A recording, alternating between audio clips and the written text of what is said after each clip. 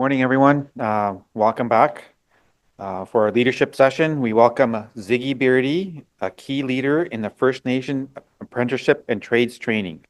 With nearly 30 years at the Sulaka Area Aboriginal Management Board, SLAM, Ziggy had played a crucial role in developing carpentry programs and employment training for the First Nation youth.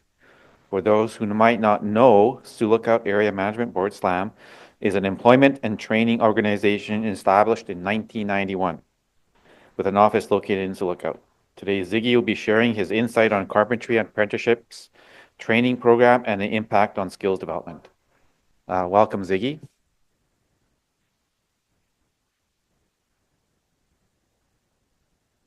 Also, if you weren't part of last night, SLAM won an award there for their programs that they developed. Okay, thank you for that wonderful introduction. Reminds me of the story I heard one time. This missionary was traveling and up north and ran into this tribe to introduce himself. Then he asked the chief to introduce himself. The chief said, "My name is Big Deer. It's my daughter, Little Deer. It's my son, Running Deer." So the missionary asked him, "So what's your wife's name?" And he said, Yes, Deer."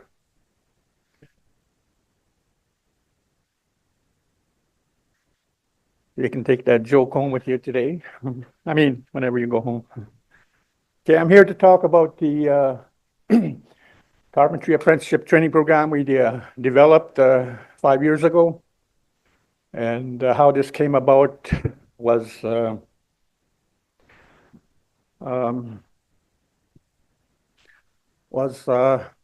two things. First was we had done a construction craft worker training program with Iona 607 here, and we had 16 young people on that program, 10 passed. And now remember we had graduation ceremony that time, and the young people asked me, so now what? What do we do? We have our certificates and what have you, and what's after that? Prior to that, I was on a working group with AFN, ESDC, and other partners on developing the 10-year ISETS training program strategy. And I remember the final session we had was in Gatineau, Quebec, and Director General Karen Campbell was going over, the final pages of the plan, and she was going down the list of terms and conditions that we needed to follow, that we need to know about, what's eligible, what's not eligible. And as she got to number 8, the title was called Innovative Approaches. And basically what she said was, we're going to give you the money, your employment and training dollars, and we want you to spend it in the way you think it should be spent. You know your area, you know the need in your area. We're just giving you the control to develop your own training program. Now I remember I was sitting there and at 2:00 in the afternoon, and all of a sudden my ears just popped up that I can't believe I'm hearing this. You mean we can develop our own training programs, with the money we are getting from ESDC and Service Canada. And after the presentation, I went up to her and sought clarification, and she said, "Yeah, that's basically what I said. But you have to know that there has to be a training component in your training program. That's, all that is required is to have a certain percentage of training in your building or whatever program or project you want to do." And so, that night I developed a plan, a work plan. It has always been my desire to have a training center close to our area in Sulaka. Because we look after 25 First Nations remote communities north of Sulaka. And to send them out to a training center down south costs, a lot of money. And also to bring young people to Sulakaut to Dryden Thunder Bay for training. The travel cost was astronomical. We spent millions in hotel rooms and travel for these young people to come and be trained in whatever area they wanted to be, trained in. And so, the need also was there was hardly any journeymen up in the reserves. Apprenticeships don't really work up north, mainly because you need a journeyman to sign off the hours and work experience of participants under their work. And so I developed this plan to train people to be journeymen, to be red seal carpenters, plumbers, electricians, and what have you, and also to have a training center close by our area where they can, be trained.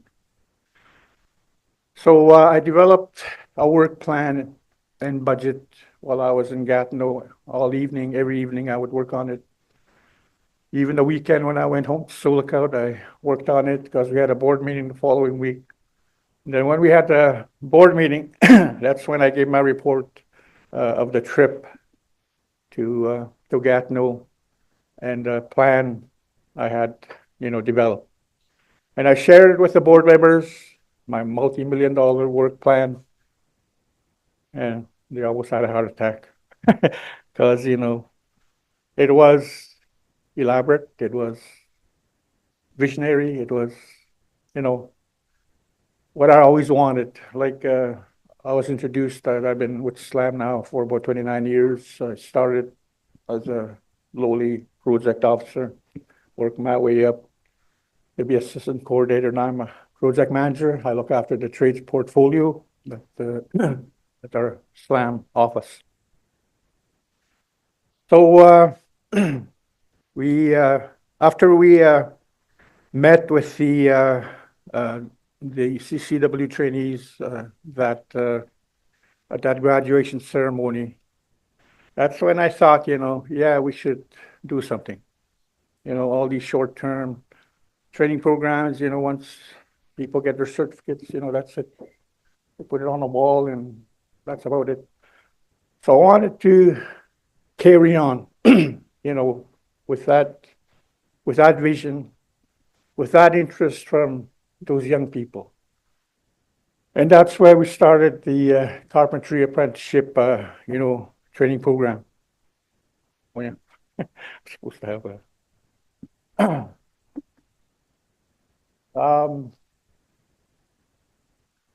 Also, the town of Sulakaut had done a study and also had a workshop. It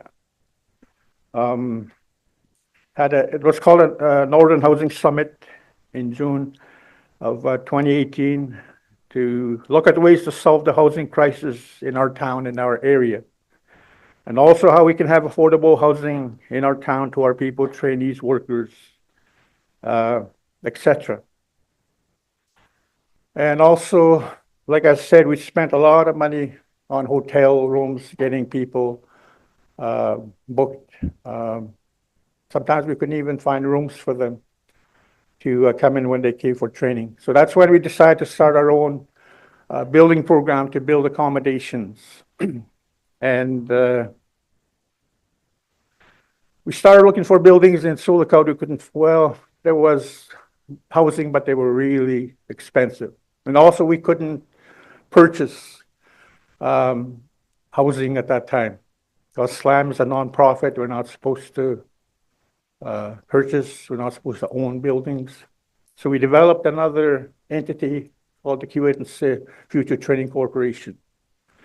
And this corporation now was able to buy land, they deal with landowners, buy buildings, etc. And so that's how we started our building project, our training project in Hudson, Ontario.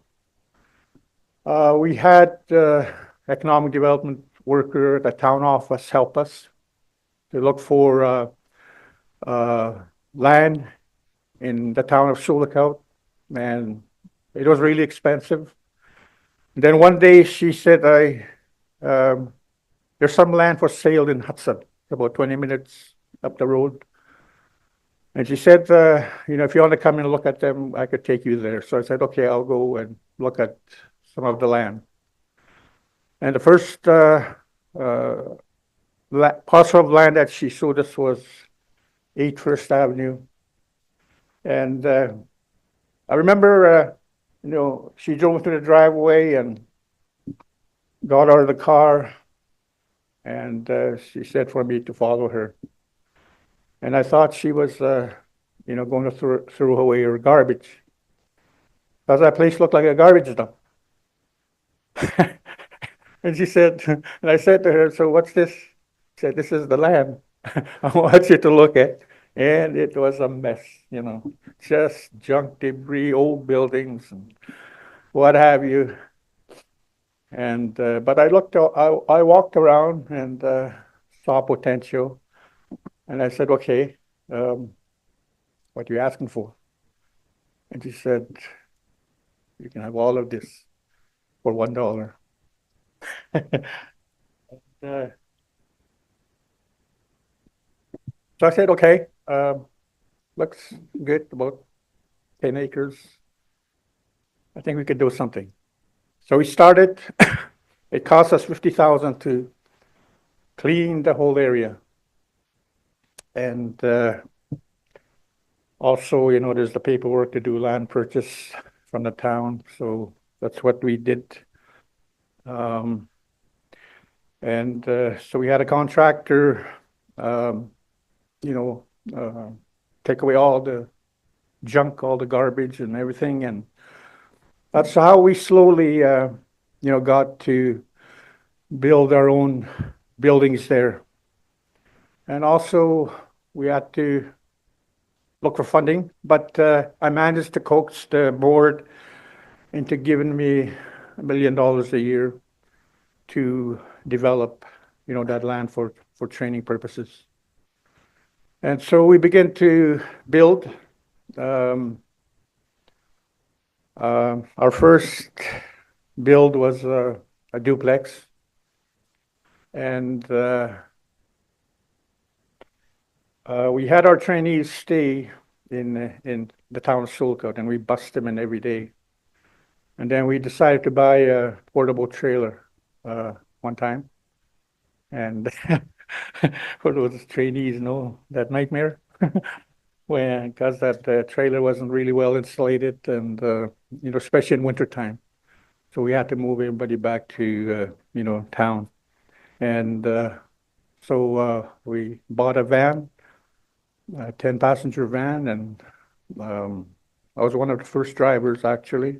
I bought the van here in Pinewood and drove it down to Sulacout, and that's what we used to transport the first carpentry trainees back and forth to Hudson, Ontario.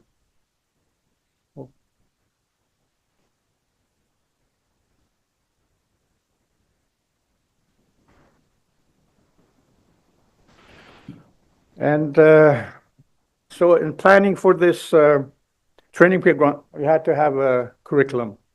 And so we adopted the Ontario College's General Carpenter 403A, probably quite a few of you know it. And we also got the assistance of a 7th-generation learning institute.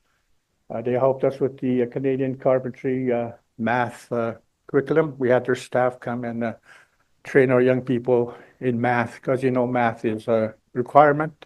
You got to know measurements, like this whole building, this room is was measured, and according to the measurement it was made the way it looks now.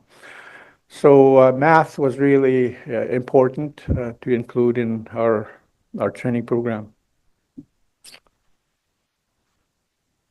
So we bought, that's how it looked. The land when we first bought it, it was just old buildings and trucks and buses and what have you.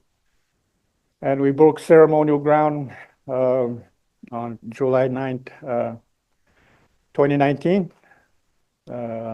we had our elders come and bless the land and also what we're planning to do.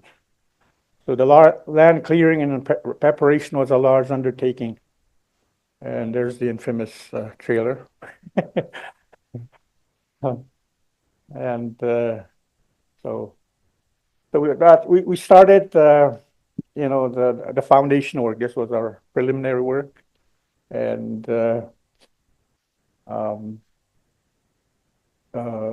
we had 10 trainees at the beginning. We had Red Seal carpenters. They did classroom sessions with the young people, but also they took them outside and showed them how to do things, how to lay the foundation to build that first structure. And of course, we had partners help us out, different contractors in the town of Sullicout help us out. That's, septic field, septic, electrical, plumbing, et cetera, heating, that sort of thing. And so the Red Seal carpenters, did hands-on application with the trainees, taught them how, to erect the first building. And also we had safety training. Every one of our trainees in Hudson right now is certified. We've had unions come and train them in all those aspects, working in heights and women's first aid and all that stuff. So all of our 10 trainees have their certificates on hand. And so we started building the first duplex. It's a living quarters for the male student trainees that come down for training. And so we completed two 48 by 48 duplexes. There's 6 bedrooms, 2 kitchen, washroom in each one of those duplexes. Living room, bedrooms, showers. And so we started the second project in August 2020. And again, we had the same, and we added some contractors as well too. And having trainees right on site is very helpful. I mean, they just step out of the duplexes, their living quarters, and just, cross the street to work on other buildings as we went. And of course, we had classroom instruction, and we invited 2 of the housing inspectors from IFNA and Ordnance Chiefs to come and explain why it's important to have regular inspections. The town housing inspector, Jody Brinkman, he did a workshop the first day. He's the one that came and gave us the work permits and also inspected all the stages of our housing program. So make sure that everything is done according to code, according to the staff blueprints that we had on the buildings. We've had the architect here from Thunder Bay that helped us with all the architects and the drawings, and he would initial them and stamp them, and that's what we followed. And of course, COVID came, and so there was 2 times we had to cancel the project, send everybody home until COVID passed. And so once the restrictions were done, then we called back everybody to resume the building program, the training program. We, of course, were featured on newspapers. As the gentleman here said last night, we won an award for our female residence building. We also won an award in 2020 for the 2 duplexes that we did in Hudson, and also at the OFNIDA conference, we won an award too for the building program that we're doing in Hudson. So we've won awards. We've been featured in publications and newspapers, and people know what we're doing. The whole town of Sulcoat and Hudson knows what we're doing in Hudson. The people of the town of Hudson, it's a population 500, they'd always come and, marvel at the work that these young people and instructors have done in Sulcoat. And we've had a good reputation, with them. And so we enjoy being in Hudson. And these were the two duplexes that trainees built and now live in them. Just a kind of an old building. What happened was the sand there, it began to erode. You'll find, when the rains came and came down, it began to, erode the foundation. So we got some rocks and a retaining wall to hold back, the sand, so the house won't cave into the street. So we spent an extra few bucks in doing a retaining wall in front of the duplexes. This is a warehouse, a 120-foot warehouse. And there was an old warehouse, old garage there at that time. We tore it down and we built a brand new warehouse there and workshop. And that's how it looked.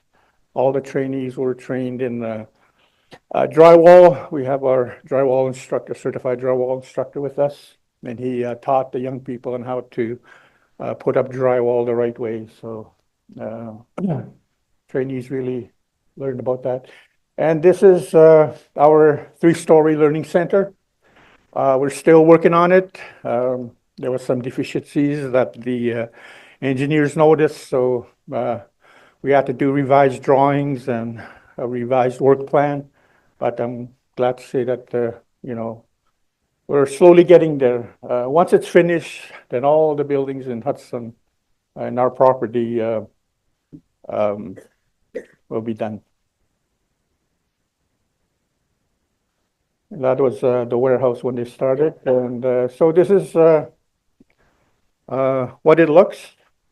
And that's the 3-story learning center, the 2 duplexes, living quarters, the garage, 2-bay garage, the 120-foot warehouse and workshop. And this is kind of an old picture. Over here is the across the street is where we built females residence. And so we're, glad for these trainees and also for the instructors. This almost didn't come to be when the board approved of my proposal to do this work in Hudson. We sent out letters, the chiefs that we look after, that we work with, they set up a protocol that any training program that we have to send a notice to each community so the communities can choose the right person, the right trainee to come and partake in our numerous training programs that we have in Sulcoat. So we sent out a letter and nothing. And I said, oh, we're coming to that deadline. Might not work. And so I didn't know what to do. But thank God for old Facebook. I put an ad in the paper and the Facebook. We have our own Facebook. And also mine and also other people. They advertised, the need for carpentry trainees. And all of a sudden there was an explosion of interest. We got resumes and what have you, interviewed people, and so we got 10. I mean, we narrowed down to 10 people that we thought would be the best, students for our program. And then we had to do a call out for instructors. We wanted qualified Red Seal journeyman instructors. And we sent out notices all over.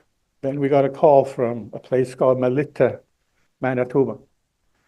there was some Red Seals that did training for the northern communities in Manitoba. And they sent in their request, and we interviewed them, and we felt that they had the experience to do training. And also we found a native Red Seal carpenter in the town of Sulacau, Dale Cutfeet. So we had those three start, the training program. We sat down with them, hammered out the curriculum, the General Carpenter 403, and also the textbooks that were recommended for us to follow. Carpentry textbook and math textbook. So with that, we started. We had a classroom in our building at the SLAM office in downtown Sulacau. We had, initial training, basic carpentry, and we've also got unions to come and inform and train the participants as well too. And so, that was the need to train young people, because in my role as a project officer a couple of years back, I would travel to communities, monitor the projects, and I would also see these young people on a housing project, and they would just be standing around, not knowing what to do, because they weren't trained, they never had training, so the only know-how they knew was what the housing foreman, taught them or told them to do. And so I wanted to change that. I wanted young people to be more knowledgeable about the housing trade and to give them the skills to build, houses. The end goal of these young people, and yesterday one of our trainees did his exam for his CFQ. So we're waiting. It'll probably take about 2 weeks for him to know the results. And there's another young fellow that we're just waiting for his letter of eligibility from Skills Trades for him to do his test as well too. So there's other trainees that are racking up the hours, and once they get enough hours, then they'll be able to do the exam. The two trainees we have right now have over 8,000 hours, combination of classroom and work experience. When you get 7,200 hours, you're off apprenticeship. You're considered, you did your apprenticeship time. Now it's time to challenge the exam. 7,200 hours is straight 4 years of working and being trained. And this is where we did our training in Hudson, Ontario. We're into our 5th year, so some of them have way more than 8,000 hours. And so the others that are behind them are racking up their hours slowly and still under, apprenticeship. There's 2 streams of training that we're doing. The first stream is, of course, 3. We still have to follow the traditional apprenticeship process, because, apprenticeship, you need 1 journeyman for 1 trainee. So we have 3 Red Seal carpenters, so that means only 3 of our trainees can go under the apprenticeship program. But there's another stream. It's called a trade equivalency. The first 3, I should say, have grade 12, and you need grade 12 to go on apprenticeship. Under the second stream of the trade equivalency, you can have grade 10 and under, and you can be trained in carpentry. The same instructors train the same people. When they go outside and do on the buildings, they're taught the same thing. So their hours count towards doing their exam later, even though they're not considered apprentices. They're regular carpentry trainees. And we've clarified this with skilled trades, and we've had many meetings with them. And so what we're doing, is right, and it's a model for other people, organizations to follow if they want to do the same thing we're doing. What is unique about us was SLAM is an employment and training organization, looks after 25 First Nations community with a population of about 35,000 people. So we have a large pool of trainees we can pull from these communities for our various, training programs other than trades.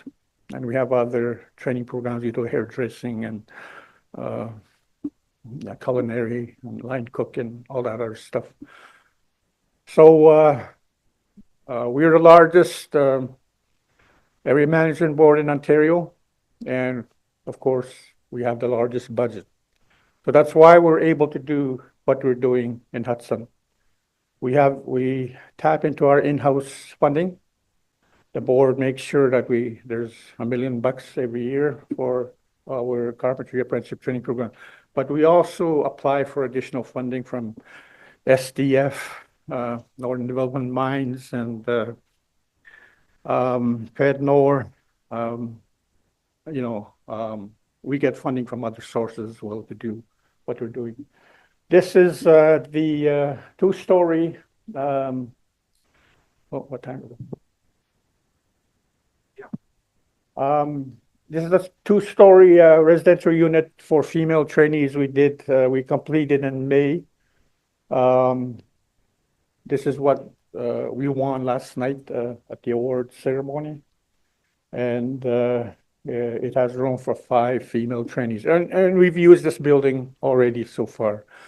When we had our drywall training program, 2 intakes, we had females there. And we had a finance officers training program, and female trainees stayed in that building. So we put it to good use, and we're making money off of it. And there's a sawmill training program in 2 weeks from now, and we're going to fill all our bedrooms, the duplexes in this building, with trainees from up north that will be taking sawmill training in Hudson. So registering our trainees, that's the first thing that is done. We work with skills trades. We register all the trainees that are in our program. We have a sponsor ID number as well too. SLAM is recognized as an employment and training provider. But on top of that, we're submitting an application to be a TDA, a training delivery agent. So all certified training, recognized training can take place in Hudson, Ontario, rather than sending people here to Thunder Bay to the various training centers. We can train, our people, our own people in Hudson, Ontario. Once the 3-story learning center is finished, then that's where all the training is going to take place. 2 stories is the training rooms, and we're going to equip them with the latest technology, and also I think Doug Ford canceled Starlink. Yeah, it's going to create problems for us. Anyway, we're going to have fast speed internet, so we can, have video instruction, training, webinars, and what have you. And it's not only carpentry we're going to train people in, it's a different trades: plumbing, electrical, heavy equipment, welding, roofers, and all that stuff. Because there's a real need. This was brought out at one of the chiefs' meeting. We usually have AGMs, annual general assemblies, with the 25 chiefs. We give a report to them of what we've done, and they also give us feedback of what kind of training that they need. The communities were given some programs, RH1, RH2, RH3, GAP, and like my community of Bearskin Lake in Northern Ontario, traditionally used to receive 2 or 3 housing per year. And one year they got 30 houses. You might say, wow, that's great. But there was a downside to it. There was nobody to build them. No serviceable lots, no tradespeople, journeymen to work on these houses. So they had to get outside people, to build those houses. And so the chiefs at the assembly said, okay, we want you guys to train our people, to certify our people, to be able to build these homes, to be able to hook up these homes. And so that's what we've been doing. We've done numerous training programs here with, we partnered with the unions here, the plumbing 628, Liona 607, IBEW, and other training providers. And we've sent these young people that were trained back to their communities to work in their in their field of work. I remember when we did a plumbing training program here, and the young man shared something with me. He said, once I got home, once I got off the plane, he said, this band counselor followed me home. He said, I thought I was in trouble. But he said, no, once he got out and said, you start work Monday morning on our plumbing program. So he was grabbed right away after he finished this training program. He's now still working in plumbing. So that's the trend we're trying to reverse. We're trying to help our communities. As a training provider, it's our mandate to turn out, skilled, trained, licensed, certified carpenters. So we're nearing the completion of my vision to have a training center in Hudson and also to have journeymen up north. Once these young people are done, once they get their red seals, once they get their CFQ designation, then we're going to send them back to their communities where they can train and right off the hours, the work experience of the people that work under them in their community. So these young people, won't stand around not knowing what to do. They'll have experienced foremen, they'll have experienced journeymen working with them, teaching them how to do this and that. And that basically covers all what I wanted to say. Yep. No. It's mainly for Sioux Lookout Area Management Board, 25 communities that we work with, like our agreement that we signed with the SDC is just specifically for the 25 First Nation communities. Other employment training organizations, can do the same thing. You just have to go to them and say, can you develop, this program that SLAM is doing, in Hudson. And oh yeah, and our instructor told me to say that if you want to come and look at our buildings, look at the work we've done, how we started, how we did this and that, we had to feel our way in the dark. All of this, the $7 million program that we're doing. We have 6 buildings now, I believe. We have 3 residential units. We've had a 3-story learning center, the garage, and the warehouse. The warehouse has potential to, we're thinking of doing tiny homes construction too in that warehouse. And there's other possibilities we can do as well too. So you need to find out who your training provider is, who your area management board is, who your LDM is, and work with them, to have the same program as us. Yeah. It's like your site's getting full. Are you planning to build more houses nearby, or will it be nearby First Nation like Laxo? Laxo is not part of us. They left us about 15 years ago, looking for fame and fortune. And okay, there is some land for sale, but the board hasn't really said anything. Like there's a piece of land where the road that goes to Laxo. There's some land there for sale. And I know one of the board members had said to build apartments there. And also I have my own interest, like in downtown Hudson. I was thinking of building a shopping center, a mall, store. And also behind our buildings, there's a nice piece of tract of land, a hill. I wouldn't mind building a hotel there and conference center. Yep. So if your staff and your trainees available for outside work projects? We're beginning requests from all over. The biggest one is the daycare centers. They wanted our crew to come and renovate their childcare centers because they're derating. But as of right now, we want to complete our training program. We want our trainees to be certified, to get their red seal, to get their certificates. Then we'll think of, we were even talking about starting our own construction company, and so we'd be available, I don't know, maybe next year. But we have to complete that three-story learning center first. And once that's completed, then I guess we'll decide what we need to do.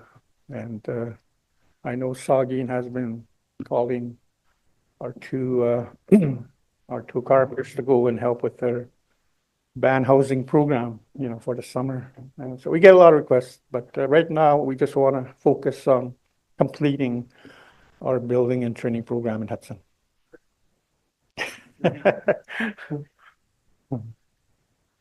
Okay, here's my information. If you want to, but I've spoken in a lot of places, housing summit conferences, and Friendship Center, the Ontario Friendship Center organization, and I'll be speaking at the huge Skills Ontario competition conference in Toronto in May. I've spoken 2 years in a row already. I spoke to 600 students, native students. Last year I spoke to 800. Probably I'll speak to 1,000 this year. So I'm getting the word out of what we're doing in Hudson. Yeah. Okay, is that it? Any other questions?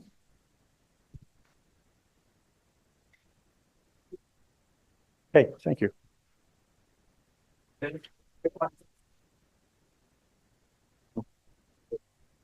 Got another gift there too, once you say. Okay.